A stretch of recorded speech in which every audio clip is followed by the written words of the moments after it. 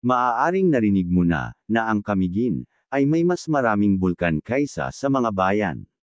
Para sa isang maliit na isla, ang Camiguin ay puno ng napakaraming kagandahan sa paligid. Ang island province ng Camiguin ay isang pear-shaped volcanic island sa hilagang dulo ng Mindanao.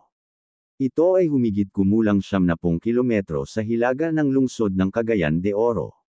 Ito ay napapaligiran sa hilaga ng Dagat Bohol, sa kanluran ng Macajular Bay, sa timog silangan ng Hingoog Bay at sa silangan ng Butuan Bay. Tuklasin ang 10 sa ipinagmamalaki ng Camiguin. 10. Santo Niño Cold Spring. Mayroong daan-daang, kung hindi libo-libo na malalamig na bukal sa buong Pilipinas. Pero iilan lang sa kanila ang kasing ganda ng Santo Niño Cold Spring sa Catarman.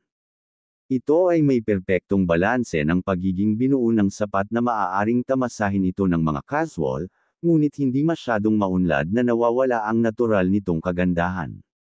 Mayroong ilang mga mesa sa paligid ng spring kung saan maaari kang magpalamig. Mayroon silang mga comfort room para bihisan.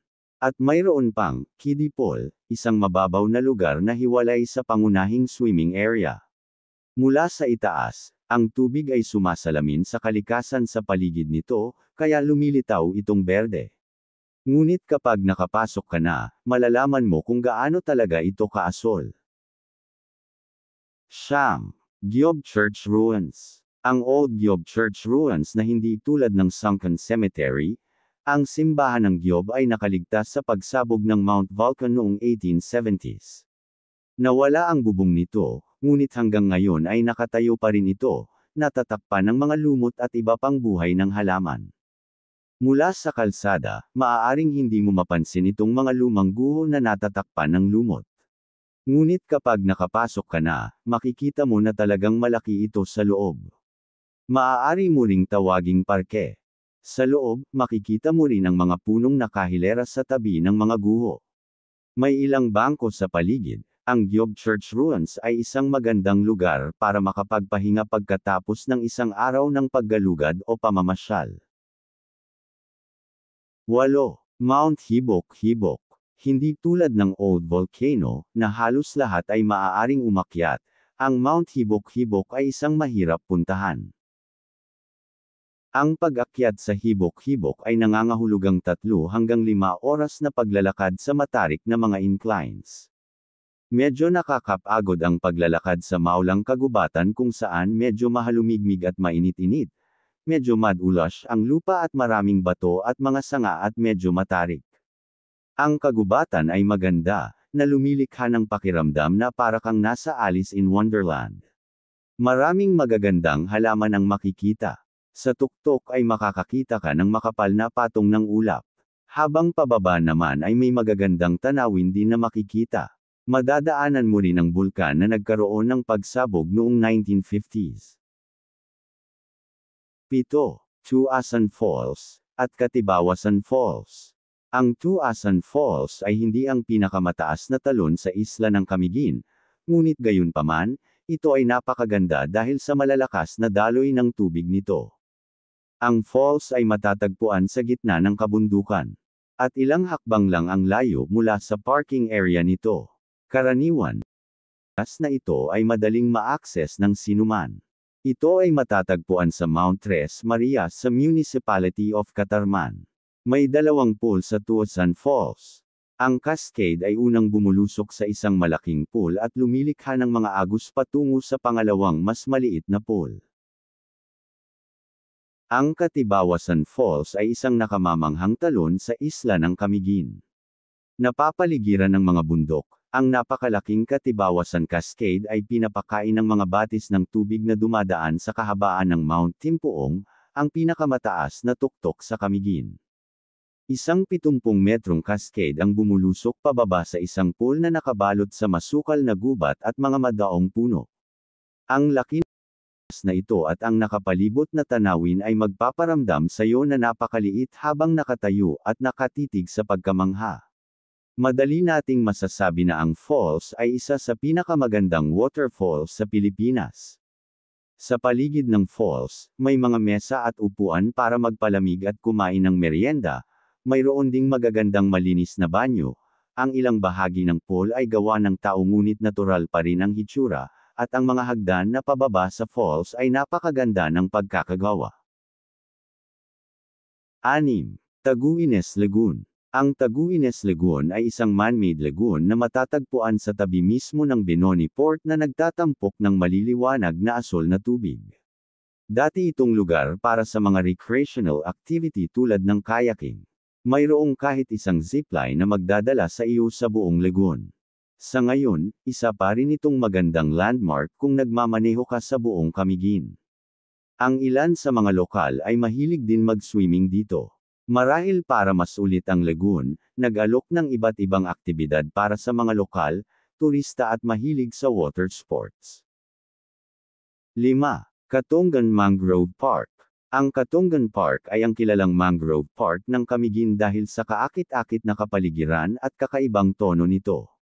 Ang lahat ng ito ay isang kahoy na walkway na magdadala sa iyo sa mangrove forest.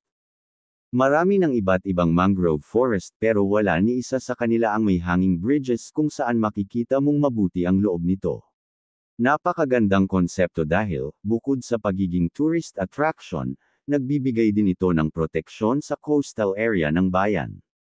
Ang mga bakawan ay kilala na nagbibigay ng proteksyon laban sa erosyon, storm surge at tsunami. Ang malaswamp na mababaw na tubig nito na puno ng maitim at matutulis na ugat ay parang mga bitag sa piitan. 4. Sunken Cemetery. Ang Sunken Cemetery ay ang pinakakilalang landmark ng Camiguin. Ayon sa kwento, nang pumutok ang Mount Vulcan, ang Old Volcano, noong 1870s, napakalakas ng lindol kung kaya't ang buong bahagi ng isla ng Camiguin ay gumuho sa dagat. Sa bahaging iyon ay isang matandang sementeryo ng mga Espanyol, kaya tinawag na Sunken Cemetery. Bagamat tiyak na ito ay isang napakanatatangi at kawili-wiling lugar, huwag asahan na makakita ng mga hilera ng mga lapida o mga kalansay dito. Matapos ang mahigit 100 taon, karamihan sa mga labi ng sementeryo ay wala na, at napalitan ng malawak na coral reef. Isang napakalaking cruise at view deck din ang itinayo isang batong layo mula sa dalampasigan. Maaari kang lumangoy o sumakay ng bangka dito, at tamasahin ang maluwalhating paglubog ng araw sa Camiguin. 3. Giant Clam Sanctuary. Kung gusto mong makaranas ng kakaiba, gugustuhin mong sumisid upang makita ang mga higanteng tulya at ang kanilang makulay na mundo. Talagang magugustuhan mo ang karanasan dahil lalawak nito ang iyong pananaw tungkol sa iba pang nilalang sa ilalim ng dagat. Matatagpuan sa isang maliit na nayon ng Kentaan sa munisipalidad ng Ginsiliban ay ang Kibila White Beach. Ang pinaka-espesyal na bagay sa beach na ito ay ang mga higanteng kabibe. Ang santuwaryo na ito ay nakatuon sa pangangalaga ng giant clams, isang species na nakalista bilang vulnerable ng International Union for Conservation of Nature. Nangangahulugan ito na ang giant clams ay nasa panganib na maging endangered maliban kung ang mga tao ay iingatan upang mapabuti ang kanilang kaligtasan at pagpaparami. 2. Mantig Island. Bukod sa may puting buhangin na dalampasigan, puno ng buhay ang tubig na nakapalibot sa isla.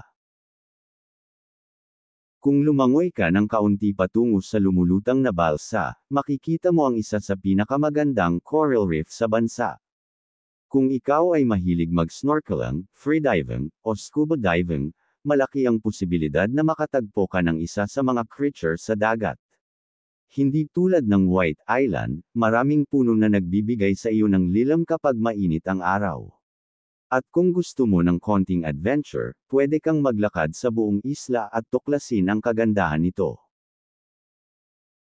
1. White Island. Ang isa sa pinakasikat na tourist spot sa Camiguin ay ang White Island. Sa katunayan, isa ito sa mga pangunahing dahilan kung bakit pumupunta ang mga tao sa Camiguin. Walang gaanong marine life na matutuklasan dito, ni walang anumang lilim na mataguhan sa araw, ngunit sino ang makakalaban sa napakagandang sandbar sa gitna ng dagat na ito? Ang tubig ay mas malinaw kaysa sa nakikita mo, at ang buhangin ay napakapino at puti, na maaari nitong kalabanan ang lahat ng nangungunang mga beach sa bansa. Mula sa White Island, makikita mo rin ang napakagandang tanawin ng isla ng Camiguin at ang mga taluktok nito higit sa lahat, ang Mount Hibok-Hibok.